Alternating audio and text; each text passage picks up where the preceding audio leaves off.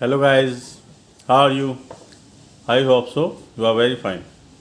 Now guys, we are going to start with our definitions. Continue the definition of statistics. हमने last lecture में statistics in plural sense को अच्छी तरह से कर ली थी, उसके फीचर्स देख लिए थे, याद भी कर लिए थे। अब हम करेंगे स्टैटिस्टिक्स इन सिंगुलर सेंस। स्टैटिस्टिक्स इन सिंगुलर सेंस क्या कहते हैं? इन सिंगुलर सेंस स्टैटिस्टिक्स को हम क्या बोलते हैं? जैसे हम इन प्लूरल सेंस स्टैटिस्टिक्स को बोलते थे, it is a just numerical data, aggregates of figures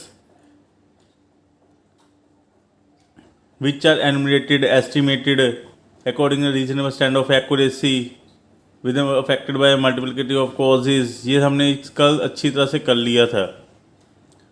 अब हमने क्या करना है कि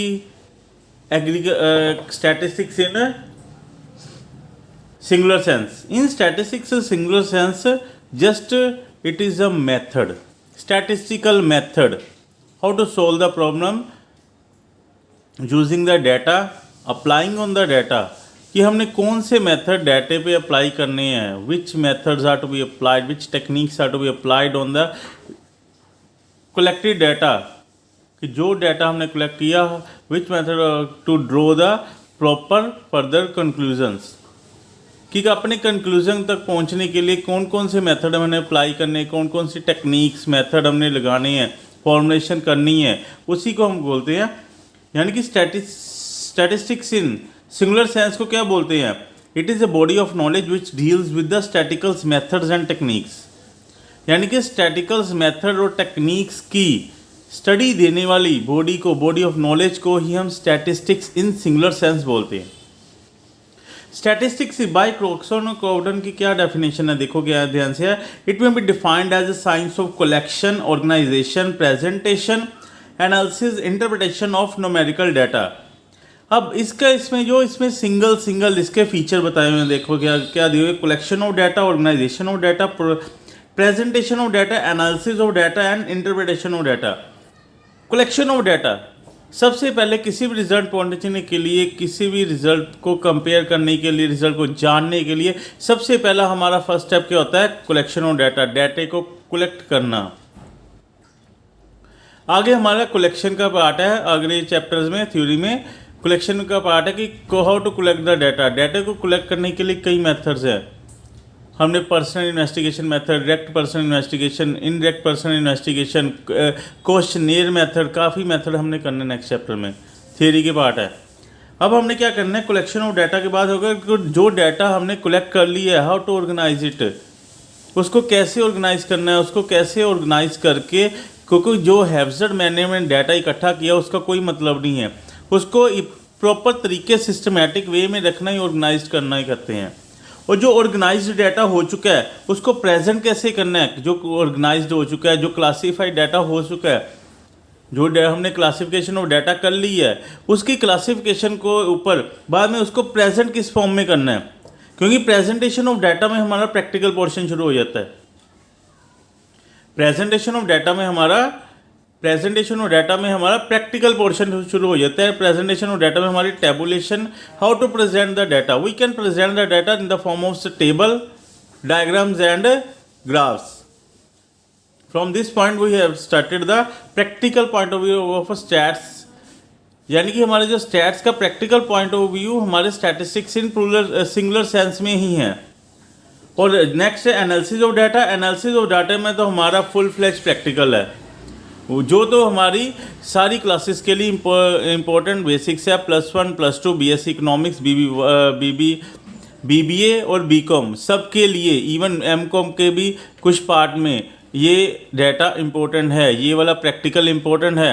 NM अकाउंटिंग एंड नोमेनक्लेचर की आती है, NM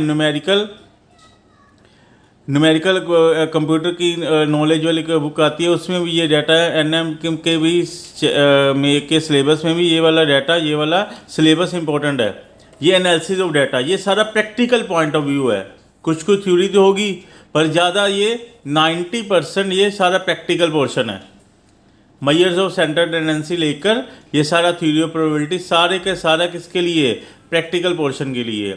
ये कभी किसी टाइम हमारे लास्ट टाइम ये सारा +2 का सिलेबस हुआ करता था स्टेट बोर्ड के अकॉर्डिंग, रिग्रेशन तक और इंडेक्स नंबर रिग्रेशन तक सारे का सारा हमारा +2 का सिलेबस हुआ करता था।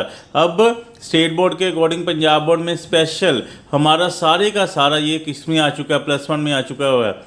और +2 में सिर्फ कोरिलेशन और इंडेक्स नंबर प्रैक्टिकल 2 प्रैक्टिकल रह गए हैं, बाकी सारा प्रैक्टिकल अप टू रिग्रेशन और इंडेक्स नंबर ये सारे का सारा पोर्शन में किस में कवर कर दिया, +1 में लगा चला गया है। और ये टाइम सीरीज इंटरपोलेटेड ये हमारी आगे डिग्रीज क्लासेस में यूज़ होती हैं।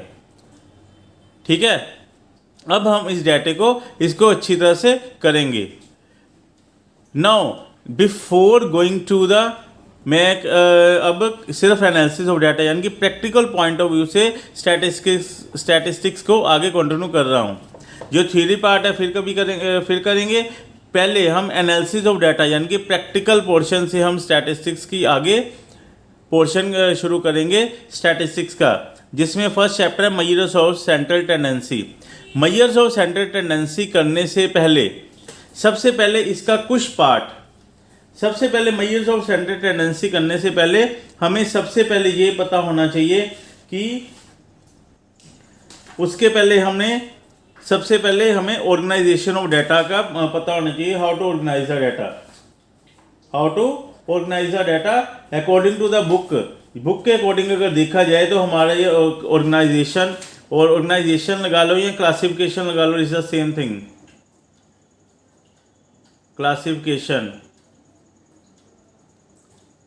क्लासिफिकेशन का मतलब क्या होता है, to group the data of the same attributes in the same level, at the same level, एक जैसी एट्रीब्यूट फीचर के डाटे को एक जरा इकट्ठा करना, ग्रुपिंग टुगेदर करना एक क्लासिफिकेशन ऑर्गेनाइजेशन है।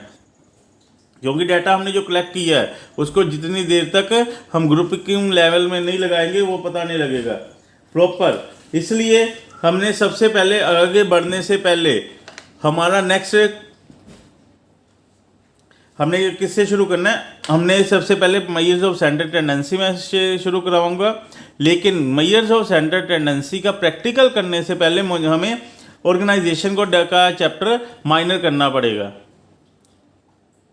उससे ये पता लग जाएगा कि हमने कैसे करना है। उसके लिए जो हमारा जो मेजर्स ऑफ सेंट्रल टेंडेंसी का चैप्टर है ये मैंने लास्ट लेक्चर्स में दे दिया हुआ है